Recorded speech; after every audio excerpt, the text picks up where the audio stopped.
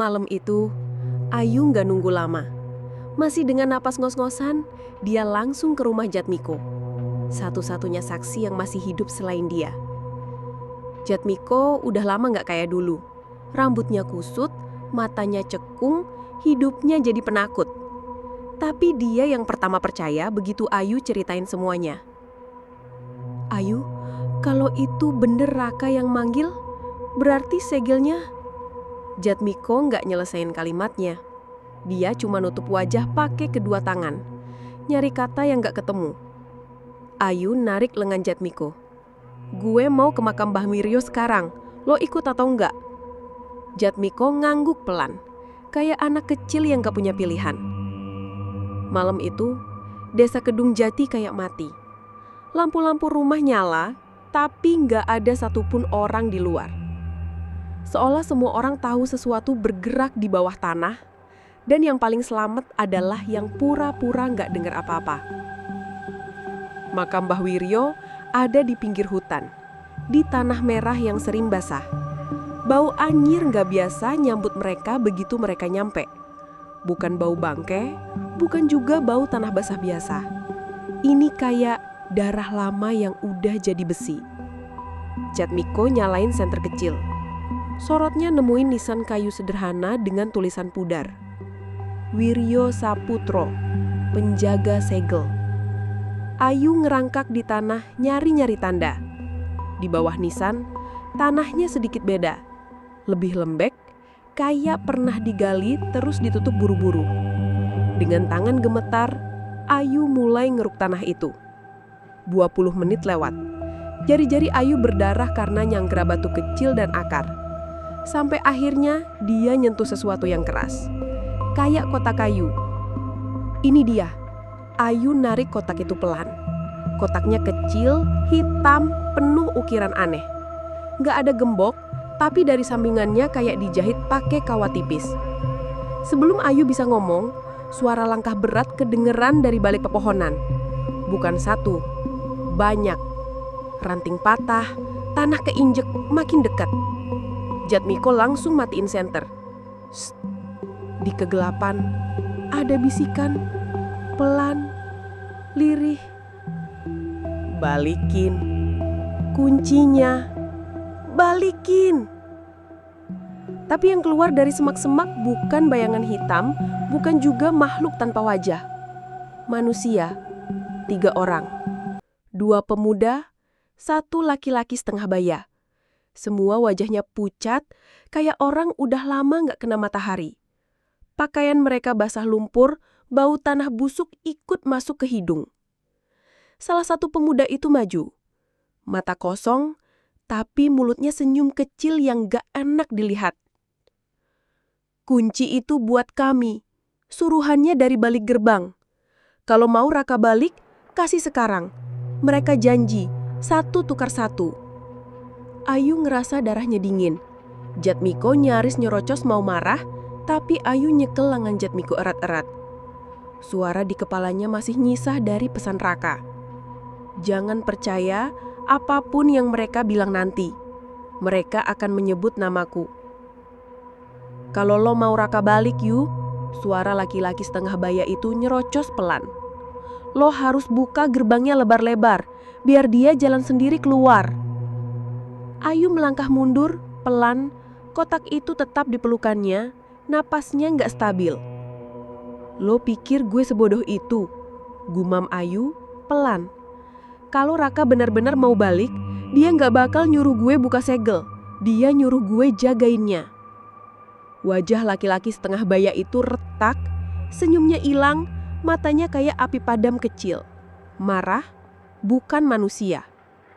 Suara gamelan kedengeran dari balik tanah, makin keras, makin dekat, kayak jantung yang dipukul dari bawah bumi. Dan dari balik pepohonan, muncul tangan panjang, pucat, bau amis, bukan manusia, bukan juga hewan. Jatmiko nyaris teriak, tapi Ayu nyekap mulutnya. Sambil mundur pelan, Ayu bisik. Kalau kita mau selamat, kita harus nutup ini segel. Sekarang juga. Langkah Ayu makin berat. Kotak kayu berukir itu dia pemuk erat. dingin seperti es.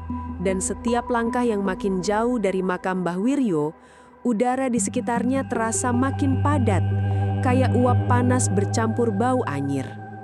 Jatmiko terus nengok ke belakang. Manusia-manusia pucat itu nggak ngejar. Mereka cuma berdiri di pinggir makam, senyum bengkok kayak patung yang tahu rahasia kematian. Tapi suara gamelan dari bawah tanah makin keras, makin patah-patah, nadanya nggak nyambung, bikin kepala pening dan jantung nggak sinkron. Di tengah jalan tanahnya sendiri bergetar pelan. Dari sela-sela retakan kecil, darah hitam kayak merembes, nyari jalan ke atas. Rumah-rumah di desa, yang harusnya gelap karena semua ngumpat, sekarang satu-satu lampunya nyala sendiri. Bukan warna lampu, tapi nyala kuning kehijauan kayak cahaya busuk. "Ayo, kita nggak bisa lama-lama," bisik Jatmiko. Suara udah kayak anak kecil kedinginan. Kalau segelnya bener-bener kebuka, mereka bisa nyebar keluar desa. Ayu ngangguk, matanya nyari satu tempat. Rumah balai desa, tempat segel lama dulu dipasang. Di lantai tengah balai, di bawah papan yang sekarang retak, harusnya masih ada batu ritual. Batu itu dulu tempat semua obor dinyalain, dan dari situlah pagar dibikin. Mereka nyampe di balai desa. Pintu-pintu kebuka, kursi-kursi kebalik. Udara di dalam kayak mendesak keluar, dingin yang kering. Batu itu masih ada, tapi retak dua kayak dipukul dari dalam. Ayu narok kotak kayu di atas batu itu. Jatmiko yang pertama sadar. Gimana cara nutupnya? Ayu nunduk, nyari ukiran di kotak, ngeraba satu persatu garis, berharap ada pola. Tangannya ngerasa sesuatu, kawat tipis yang kayak dijahit bisa ditarik keluar. Pas satu kawat ditarik, udara di balai langsung berdesis kayak nyedot api. Kotaknya kebuka, di dalam cuma satu benda. Obor bambu kecil, gosong di ujungnya, tapi di pangkalnya terikat gulungan kain. Ayu ngebuka kain itu. Isinya tulisan tangan Mbah Wiryo, huruf-huruf Jawa kuno dan satu kalimat sederhana di bawahnya dalam bahasa mereka sendiri. Tutup pintu dengan kunci yang sama. Darah dari yang bersalah. Ayu ngehentak napas. Tangannya gemeter. Darah dari yang bersalah. Ulangnya pelan. Matanya langsung ke Jatmiko, terus ke dirinya sendiri, terus kosong. Jatmiko ngangguk kecil. Pelan-pelan nyadar apa artinya. Raka udah di sana, Yu. Dia udah nyerahin diri 5 tahun lalu. Lo nggak bersalah. Gue juga enggak.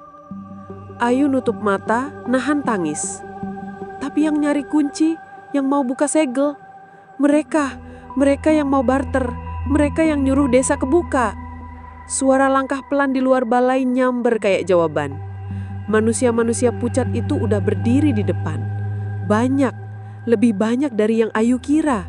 Mata mereka kosong, tapi tangan-tangan mereka kotor lumpur. Kuku panjang, kulit pucat kayak orang yang udah lama nggak hirup udara dunia. Ayu ngeliatin mereka dari jarak beberapa langkah. Suara gamelan makin keras. Retakan di batu makin ngeluarin darah hitam. Satu makhluk tinggi tanpa wajah mulai naik dari dalam retakan. Kepala nunduk kayak mau ngerangkak keluar. Ayu ngegenggam obor bambu itu erat. Matanya udah nggak gemetar lagi. Kalau yang bersalah harus bayar, maka sekarang kita tentuin siapa yang paling pantas. Dan untuk pertama kalinya sejak malam Raka hilang, wajah Ayu nggak lagi takut. Matanya tajam, penuh niat buat ngelawan. Meski itu berarti nyiram darah orang sendiri buat nutup neraka yang kebuka. Balai desa bergetar, kayu-kayu tua merintih. Dari retakan di lantai, makhluk tanpa wajah makin naik. Tubuhnya bukan daging, bukan juga tulang. Kayak kain basah yang dipenuhi serangga. Bergerak sendiri. Bau busuknya nyayat hidung. Ayu berdiri di depan batu segel, obor di tangan. Di belakangnya, Jatmiko nyari sesuatu yang bisa dijadiin senjata, tapi tangannya gemetar. Manusia-manusia pucat itu nyerbu masuk, tanpa suara. Kayak ngambang. Mereka nyodorin tangan ke obor di tangan Ayu. Wajah-wajah mereka masih kosong, tapi mulut mereka kebuka bersamaan. "Buka, biar pulang." Ayu maju satu langkah. Kalian yang nyari kunci, kalian yang nyoba ngebuka gerbang. Suaranya tegas, nggak lagi gemetar. Darah kalian yang nutup lagi.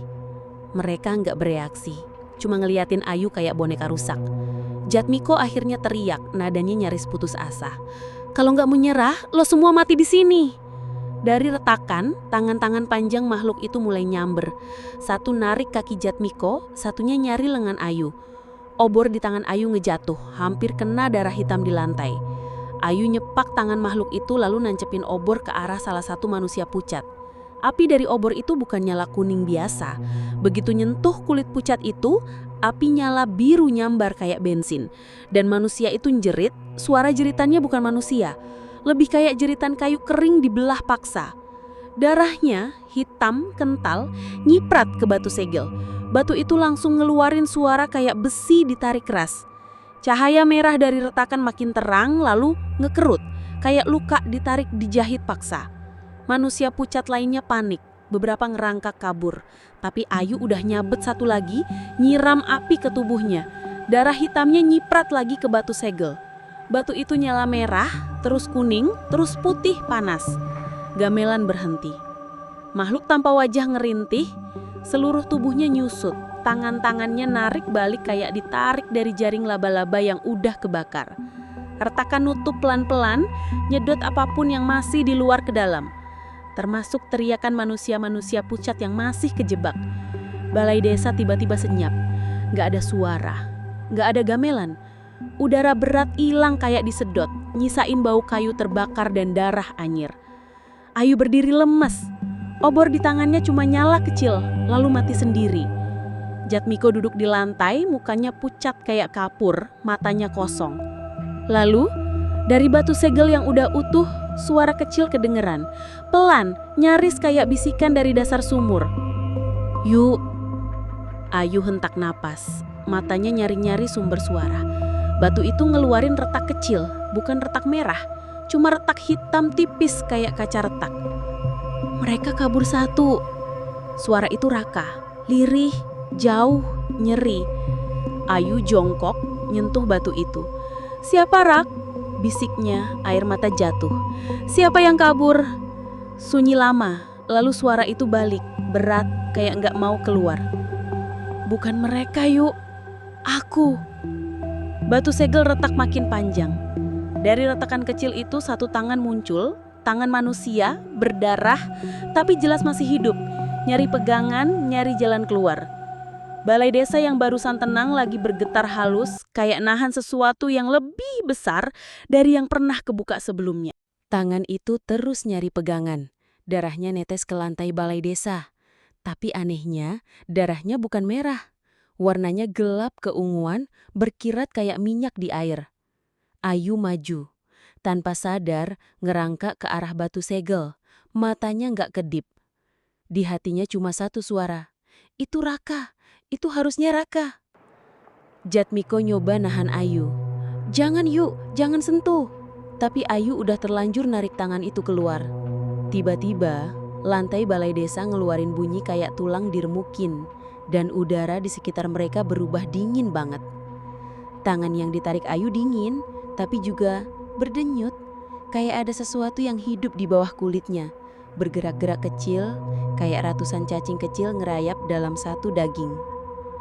Dari retakan itu, muncul wajah. Sepintas, itu Raka. Matanya, rahangnya, senyum tipisnya. Ayu nggak tahan, langsung meluk Raka erat banget. Air matanya ngalir, badannya gemetar. "Rak, kamu balik, kamu balik." Raka diem, nggak ngebales pelukan. Tangannya malah nyakal punggung Ayu kenceng banget, sampai Ayu ngerasa nyeri. Jatmiko pelan-pelan mundur. Instingnya teriak, "Ada yang nggak bener." Lalu Raka akhirnya ngomong. Suaranya pelan, datar. "Aku balik, Yuk. Tapi bukan aku yang utuh." Ayu ngelepas pelukannya pelan-pelan, ngeliat wajah Raka. Matanya masih sama, tapi irisnya sekarang kehitaman penuh. Kayak gak ada putih mata. Bibirnya senyum, tapi senyum yang gak nyampe ke wajah. Cuma garis mulut yang ditarik paksa.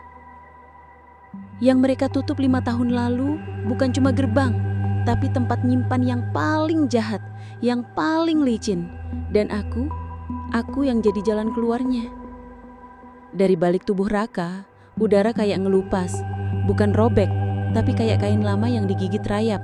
Bolong-bolong kecil dan ngelebar sendiri. Lubang-lubang itu gelap, bukan sekedar malam, tapi gelap yang punya kedalaman. Kayak bisa nelen apapun yang jatuh ke dalamnya. Jatmiko udah teriak, "Ayu, itu bukan Raka lagi." Tapi Ayu masih kaku, masih berdiri di depan orang yang separuh cintanya, separuh ancamannya. Raka maju 1 langkah, tangannya nyentuh pipi Ayu. Hangat, lembut, kayak dulu. "Aku bisa balik sepenuhnya, Yuk. Mereka cuma minta 1 hal. Buka gerbangnya, biar semua yang ditahan ikut keluar. Setelah itu, aku bebas. Kita bebas." Balai desa mulai bergetar lagi. Kali ini lebih keras. Kaca jendela pecah sendiri. Atapnya ngeluarin debu dan serpihan kayu. Ayu akhirnya nyadar. Pilihannya cuma 2. Nurutin suara cintanya dan ngebiarin dunia hancur, atau ngebiarin cintanya terkubur lagi. Kali ini tanpa sisa. Demi desa. Demi semuanya. Tangannya ngeram otot. Bibirnya gemetar. Sementara di luar, dari arah sawah, suara gamelan mulai kedengeran lagi. Bukan dari desa, tapi dari bawah tanah, kayak bumi sendiri yang nyanyi minta gerbang dibuka. Balai desa kayak perut bumi yang mau muntah. Dindingnya merekah, kayu-kayu tuanya retak nyaring, dan dari sela-sela retakan itu keluar uap dingin yang ngiris tulang. Udara penuh bau besi dan tanah basah, kayak kuburan yang baru dibongkar. Ayu berdiri di tengah, masih megang obor bambu gosong yang tadi jadi kunci. Jatmiko di pojokan, 1 tangannya nyekap lukanya sendiri, 1 tangannya nyari sesuatu yang keras. Apa aja yang bisa jadi senjata terakhir. Raka atau apapun yang sekarang ngejagain tubuh Raka senyum. Senyum tipis, gak ada manusia di baliknya. Mata hitamnya nyala redup kayak arang. "Cepet yuk, aku gak punya waktu banyak. Mereka udah nyebar di bawah tanah, nyari celah buat keluar. Kalau gerbang gak kebuka dari sini, mereka bakal ngebuka dari tempat lain. Dan waktu itu terjadi, gak ada lagi yang bisa nutup." Ayu nedungak. Matanya nyari jawabannya bukan dari Raka, bukan dari Jatmiko, tapi dari dalam dirinya sendiri. Semua cerita Mbah Wiryo berputar di kepalanya. Larangan yang diolok, darah yang ditagih, dan 1 kalimat yang selalu diulang-ulang sama orang tua di desa. Yang hilang bisa balik, tapi nggak pernah sama. Ayu pelan-pelan nyalain obor itu. Nyala kecil, aneh, biru pucat, tapi ngasih sedikit cahaya di tengah ruangan yang udah kayak perut neraka. Raka maju, 1 tangan nyodor ke obor itu. "Berikan Yu, aku yang nyalain gerbangnya. Abis itu kita pergi dari sini, semua beres." Ayu angkat obornya tinggi-tinggi. Tatapan matanya keras, kering dari tangis. "Beres?" Ayu nyaring, nadanya pecah. "Ini gak bakal beres. Ini gak pernah beres dari pertama kali desa ini ngubur sesuatu yang gak seharusnya di sini." Jatmiko ngehentak nafas lega kecil, tahu bahwa Ayu udah pilih jalan yang paling berat. Ayu langkah maju, bukan ngasih obor ke Raka, tapi nancepin ujung obor yang nyala itu ke dada Raka sendiri. Nyala biru pucat itu langsung nyembur, bukan kayak api bakar daging, tapi kayak nyedot sesuatu dari dalam tubuh. Raka nyerit, jeritannya bukan suara manusia, tapi ribuan jeritan numpuk jadi 1. Tubuhnya meleleh, bukan cairan, tapi kayak kain yang ditarik balik ke dalam lubang gelap yang udah nunggu di belakangnya. Lubang-lubang di udara nutup, 1 persatu, kayak jahitan ditarik kenceng. Lantai yang merekah balik rapet, darah hitam nguap kayak gak pernah ada. Sampai akhirnya cuma ada balai desa kosong, bau gosong, dan Ayu berdiri sendirian, obor di tangannya padam total, tinggal batang bambu gosong yang udah gak punya daya apapun. Jatmiko guduk nyender di tiang ngeliatin Ayu lama. "Selesai," suaranya pelan. Ayu gak jawab, matanya kosong, nyari sesuatu di antara gelap yang udah jadi biasa. Tapi di telinganya ada suara lirih, halus banget kayak nafas di belakang telinga. Belum. Obor terakhir harus tetap menyala, atau mereka nyari cahaya sendiri. Ayu nutup mata, tahu perang udah kelar, tapi nggak berarti ancaman mati. Obor terakhir, harapan terakhir, tinggal dia. Dan malam itu, di desa yang katanya udah aman, cuma satu cahaya kecil yang masih berani nyala. Di tangan seorang perempuan yang baru aja ngebunuh orang yang paling dia cintai demi ngurung neraka di tempatnya. 3 bulan berlalu sejak malam itu. Desa Kedung Jati kayak balik ke dirinya yang dulu. Pagi penuh bau nasi liwet dan suara ayam. Sore diwarnai anak-anak lari di pematang sawah. Malam cuma diterangi lampu-lampu minyak dan cicak di dinding. Nggak ada lagi teriakan, nggak ada lagi tanah retak. Orang-orang nyebut malam itu malam mati lampu. Kayak nyoba ngasih nama yang jinak buat sesuatu yang mereka sendiri nggak mau bahas. Kepala dusun cuma bilang, badai klinik udah lewat, sekarang kita hidup lagi kayak biasa. Tapi Ayu nggak pernah percaya kata biasa. Dia masih tinggal di rumah yang sama, tapi nggak pernah tidur lebih dari 2 jam. Obor bambu gosong yang udah pada malam itu masih dia simpan. Dibungkus kain putih, diletakkan di ruang tengah kayak nunggu sesuatu. Kadang, pas malam sunyi dan angin gak gerak, obor itu berasa anget di telapak tangannya. Kayak bara kecil nyusup diam-diam. Jatmiko jarang keluar rumah. Rambutnya makin jarang, kulitnya pucat. Kadang dia bilang dia dengar gamelan dari sumur tua. Nada-nada fales kayak nafas terakhir dari dunia bawah. Kadang dia cuma duduk di beranda, ngerokok, nyebut nama Raka kayak doa yang lupa akhirannya. Orang desa lain nyoba nyari normalitas. Ada yang bikin hajatan, ada yang nikahin anaknya, ada yang buka warung kopi baru. Tapi kalau malam, lampu-lampu mereka nyala lebih banyak dari biasanya. Dan gak ada satupun yang berani padam sebelum matahari terbit. Satu sore sebelum matahari turun, anak kecil nemu sesuatu di tepi sungai. Bambu kecil gosong, ujungnya masih ada abu dingin. Kayak baru mati beberapa jam lalu. Gak ada yang ngakuin punya. Bambu itu dibuang ke hutan. Malamnya angin pertama kali nyeret bau anyir lagi. Tipis, cuma kayak bayangan ingatan. Ayu bangun, duduk di ranjangnya. Ngeliatin kain putih tempat obor gosong disimpan. Kain itu basah, bukan air, bukan darah, tapi getah hitam pekat kayak dulu. Perlahan dari luar rumah, suara kecil muncul, nyeret-nyeret nada, kayak gamelan yang dimainkan satu orang, dari kejauhan, dari bawah tanah. Ayu gak teriak, gak nangis, cuma duduk tenang, nyalain lampu minyak, narik nafas panjang, terus nyamber kain putih itu.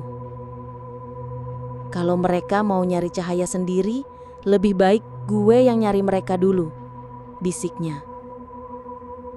Dan malam itu satu nyala kecil muncul lagi di desa Karanganyar. Bukan nyala obor biasa, tapi api yang ngerti kalau beberapa pintu sekali dibuka cuma bisa dijagain, bukan ditutup selamanya. Tamat.